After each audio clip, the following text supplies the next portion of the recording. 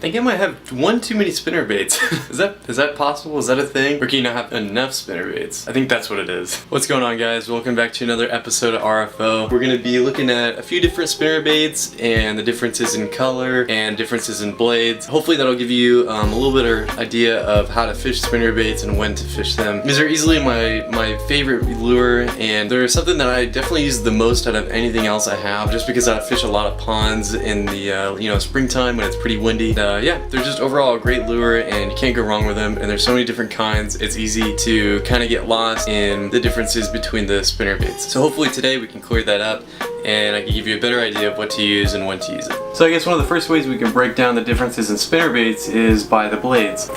So on this one you can see that the blades are more of like a spoon, it's a little more circular. These are called Colorado blades, and a lot of times you'll have at least two. Some of the cheaper spinner baits you'll have just one big one all the way in the back, and some of the more higher end ones will have, maybe three, even a small one up here. But that just is a different range in price and quality of the spinner bait. I just like two of them, two good sized ones, and I think it just works fine. So these Colorado blades displace a lot of water, and they make a lot more thump and a lot more vibrations in the water for the fit. And because these make so much vibration, they should be used in dirtier water or even at night. That way, when the fish can't really see that far, they can at least feel the vibrations through the water. And because they displace so much water, I would recommend retrieving them a little slower than usual. So the next kind of blade we could talk about are willow blades. And these are just longer, narrower spoons, and there's typically just two on each spinner bait. Sometimes you can have different patterns like silver and gold, kind of like this one. And instead of creating a bunch of vibration, these are actually more of a visual thing, and it's actually supposed to mimic small bait fish. So these work really well in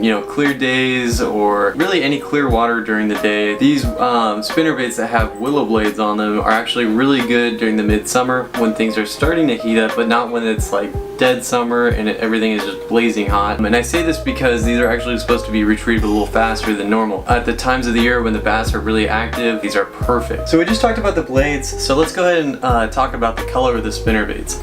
So my personal recommendation if you're fishing at night would be something that's red and black. Stick with the mostly black look at night, or you might want to throw a little bit of blue in there as well. But yeah, if you're fishing at night with a spinner bait, I would definitely suggest black with a few Colorado blades on there. I think that works the best at night, and it sounds a little counterintuitive, but it's what works. Now anything with white or yellow or maybe even tinges of orange and silver, these really work well during the day, and I would suggest throwing on a willow blade if you're gonna fish during the day, especially in clear water. If you're gonna do any clear water fishing, again, lighter colors, perfect. I would also stick to something more natural. If the yellow and white isn't working for you, maybe stick to more of like a light green or something like that during the day. That's my personal recommendation. That's what I catch a lot of fish on during the day, and it just seems to work really well. So one final thing that we can cover, and this could be the make or break of whether you catch a bass or not, is these trailer hooks. These are really cheap, and you can just find them at Walmart or Bass Pro Shops, and really easy to put on, and you can take them off as well. What happens when a bass tries to bite your spinner bait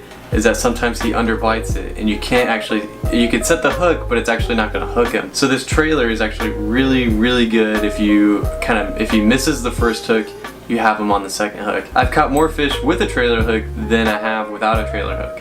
So I always just throw them on. It doesn't make any difference in the visual aspect of the spinner bait, and it's kind of like one of those safety things. So if he misses the first hook, at least you have the second chance to get him. Another thing too is I've heard of people that will put a trailer on like a fluke or something like that. I've never tried that, and I'm not quite sure how that would work. I feel like that would just be more of like a chatterbait in a way.